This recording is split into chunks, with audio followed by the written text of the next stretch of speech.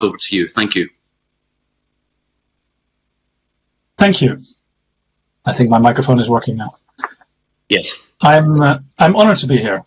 I'm a physicist and a petroleum engineer, and first worked on CCS during the £1 billion UK government CCS competition of 2012.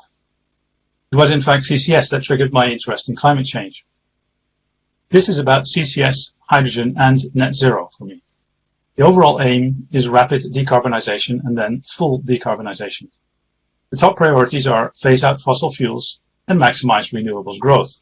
Then reduce energy use and wastage, add storage, electrify, drive modal shifts, and find a solution for the unavoidables. For unavoidable emissions, such as cement manufacture, CCS technology would be useful. Anywhere else, alternatives seem to be better. Many numbers will come up in these conversations, but without context, numbers mean nothing. For example, today, fossil fuel-based hydrogen is cheaper than green hydrogen. The economics of blue hydrogen are based on it. But it's generally accepted that by 2030 already, green hydrogen will be cheaper, and so investments running beyond this decade will be stranded. The cost of CCS in Sleipner is presumed to be £43 per tonne, about half of current estimates. However, $43 per tonne is the price point at which 50% of all emissions globally can be removed economically, according to a recent work from Goldman Sachs. Another context example, it is easy to get the impression that CCS is widely proven.